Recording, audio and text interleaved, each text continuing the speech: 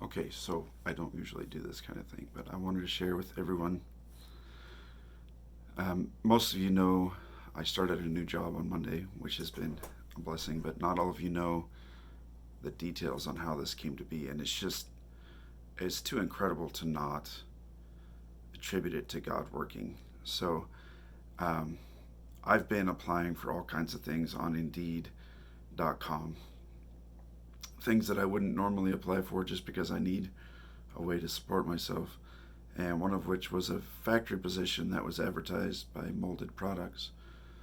So I got an email back from them, and they wanted to schedule an interview. This was a couple Tuesdays ago, I forget the date. Anyway, so I went to the interview thinking I was interviewing for a factory position.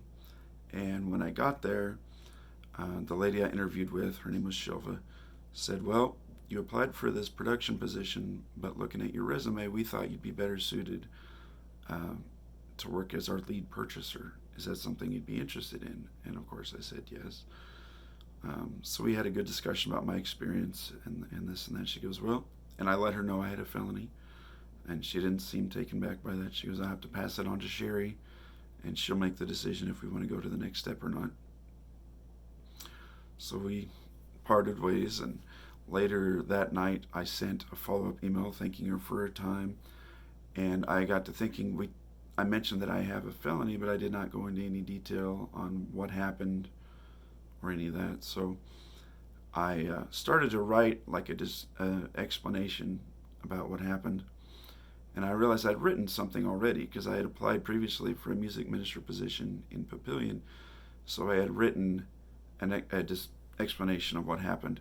But because it was for a church position, it was also unabashedly a testimonial about how God worked through everything that happened with the prison and the fire and all that. And um, at some point, I'll share that. You guys can read it. But it was unabashedly a testimonial. And I read through it, and I was like, well, I can rewrite this. But then I was like, you know what? I'm just going to send it as it is. And I thought this could cost me the position. Some employers would be really turned off by that. But I thought if this cost me the job, so be it. So I sent that to them on Tuesday. Wednesday, I got a call from them while I was working at Tiger Mart that they wanted to schedule an interview for Thursday. So the very next day after sending that email with the unabashed testimonial, they call me back and they want to give me a second interview, which I found extremely encouraging. A lot of employers would have not called back after that.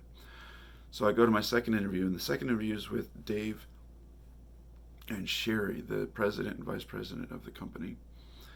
And they asked me at one point, what are my long-term career goals? And I mentioned to them, I said, did Shelva pass on to you that I just got out of prison? They both shook their head, yes, that she had.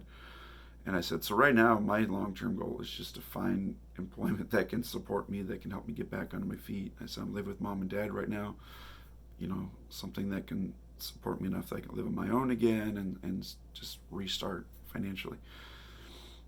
And they kind of, shook their, okay, yeah, that's great. And then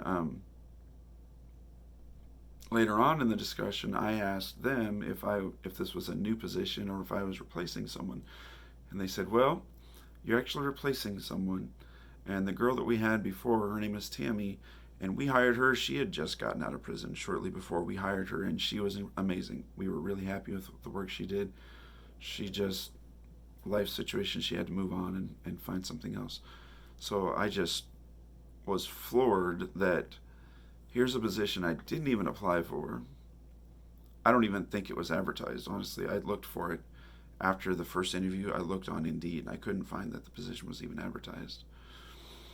They accepted the testimonial as an explanation of my felony.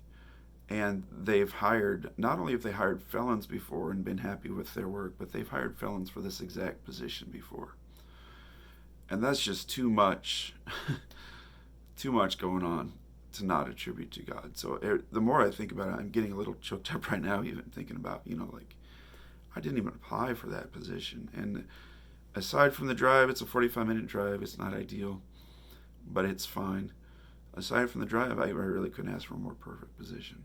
The pay is what I need, I'm enjoying it. It's within my skill set. So it's pretty incredible.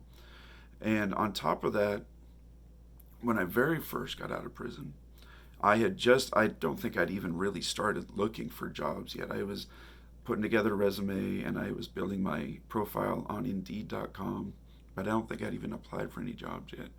And Julie Brandt texted my mom and said, "Would Paul be interested in working part time at Tiger Mart?" Which had been a great job. You know, they just little small town convenience store. They just can't pay a living wage that I could support myself on, but they were great to me. They had me working 40 hours a week towards the end, so it was definitely meeting my needs financially, while I'm living at home. So another job I just didn't even apply for, and God gave it to me. So it's pretty incredible the way God works sometimes. All right, everybody, stay safe out there in isolation land. God bless. Bye.